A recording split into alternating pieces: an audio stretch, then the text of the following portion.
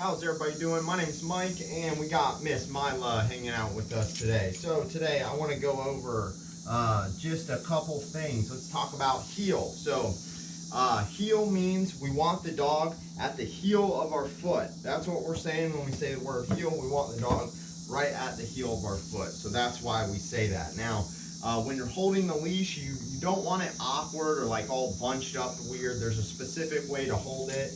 With two hands, you're going to take your left hand is going to be way down by the buckle of the leash by the double stitching. So your left hand's going to be just like this. So the leash is short but not tight. We don't want the leash like this hanging around. It gives the dog a bunch of room to kind of do whatever she wants to do.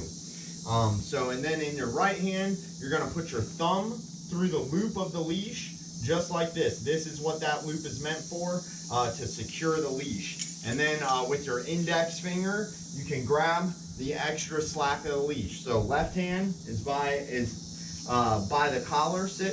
Left hand is by the double stitching by the collar, and you have just enough room so that it is short and loose. The right hand, thumb goes through the loop.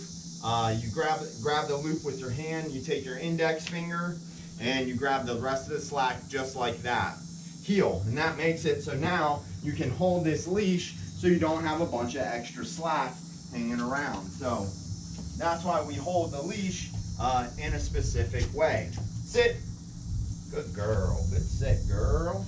Good girl. It's pretty hot out here, so we're working her in the shade right up against the house, which is anytime you're teaching a dog something, you want to work them in a small area. You don't want to be taking them to new areas and different areas. You want to take them in a small area that doesn't have too many distractions. So what I'm going to do is show you guys when I'm at heel with the dog, what I do to get her to not go ahead of me. So if I take one step, that's how I can measure if the dog is trying to get ahead of me or not. Just like this, heel.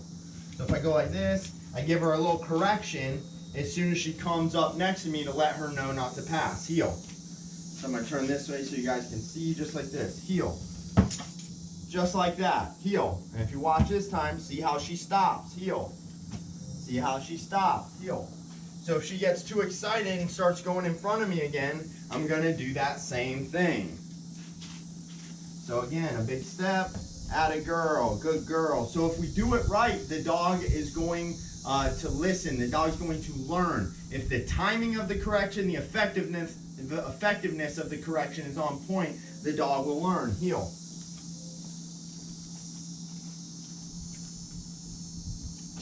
Good girl. Good heel. Sit. Good girl. Good job, girl. And that's really it for today, just for showing her practicing heel and practicing her not stepping ahead of me. Also, when you stop with your dog, it's also good to just look and see where my feet are. Are my feet in front of hers, or are her feet in front of mine? And this is what we want at heel. We want the dog at the heel of our foot. We want to hold the leash properly so we don't have a bunch of slack hanging down just like that. And yeah, that's about it. You want to be holding the leash properly. Hey, and see if she goes to eat anything or mess with the grass or anything like that. We use the leash to correct her. That's very important. Anytime the dog does something we don't want, we have to correct her on time and effectively. She goes for the grass, I correct her.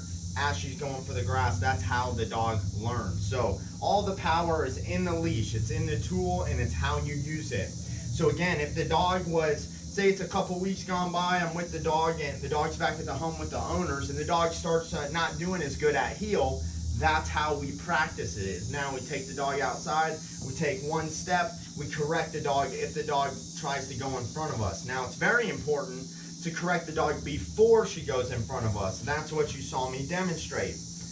If we wait for the dog to go in front of us and then correct her, now we have to put her back into the position we first wanted her in. If we correct her before she leaves that position ahead of time, now we don't have to put her in that position. She stays in the position. So that's the power of using the leash, and using it beforehand is keeping the dog in the position rather than having to put her back in a position all the time and her getting out of a position all the time. We want her to stay in the position, not keep getting in and out of it. Good job, girl. And now she's doing a good job. She's not going for grass. We give her a little reward. We use our affection to encourage what we want. We use the leash to discourage her from the things we don't want, like forging ahead of us.